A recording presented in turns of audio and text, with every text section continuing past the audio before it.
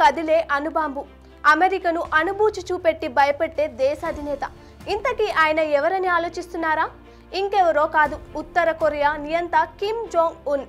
ఆయన తన దేశం విడిచి బయటకు ప్రయాణించాలి అంటే కేవలం ఒక ట్రైన్లో వెళ్తారు. ఏ దేశాధినేత అయినా సరే ఎక్కడైనా వెళ్ళాలంటే ఏ విమానం లేదా హెలికాప్టర్ వంటివి ఉపయోగిస్తారు. ఈయన చాలా ప్రత్యేకం, అందుకే స్పెషల్ ట్రైన్ వేసుకొని వేరే కంట్రీ విజిట్ కి వెళ్తాడు. ఆయన అంత నమ్మకంగా ట్రైన్లో వెళ్ళడానికి కారణాలు ఏంటి? ఇంతకీ ఆ ట్రైన్ ప్రత్యేకలు ఏంటో ఈ స్టోరీలో తెలుసుకుందాం. ఈ ప్రత్యేక సాయుధ రైలుపై బాంబులు, క్షిపణులు ఎటువంటి ప్రభావం చూపవు. ఇది కేవలం రైలు మాత్రమే కాదు, కదిలే కమాండ్ సెంటర్.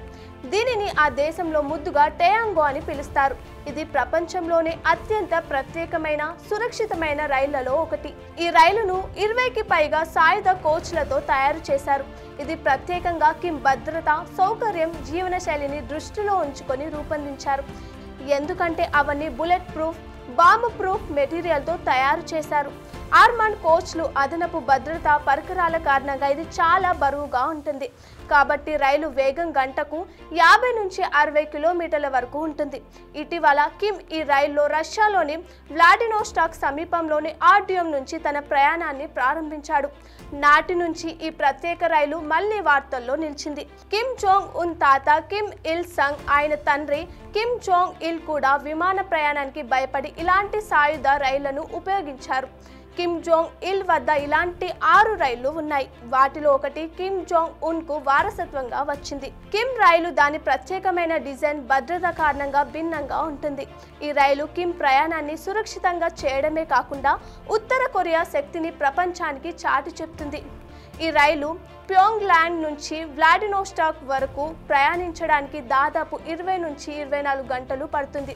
ఈ రైలులో విలాసవంతమైన బెడ్రూమ్లు, బాత్రూమ్లు, కాన్ఫరెన్స్ గదులు, కిమ్ కోసం ఒక ప్రైవేట్ కార్యాలయం ఉంటుంది. ఒక ప్రత్యేక కోచ్లలో తాజా lobster, French wine, Russian, Chinese, Korean, Japanese వంటకాలను అందించే రెస్టారెంట్ ఉంది. శాటిలైట్ ఫోన్లు, ఇంటర్నెట్, ఆధునిక కమ్యూనికేషన్ వ్యవస్థలు అందుబాటులో ఉన్నాయి.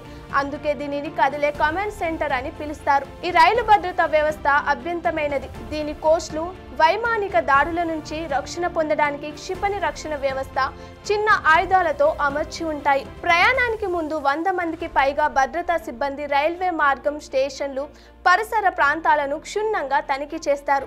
రష్యా, ఉత్తర కొరియా మధ్య రైలు పట్టాల వెడల్పులో వ్యత్యాసం కారణంగా సరిహద్దు వద్ద రైలు చక్రాలను మార్చడానికి చాలా గంటలు టైం పడుతుంది. ఈ సమయంలో భద్రత మరింత కఠినతరం చేస్తారు.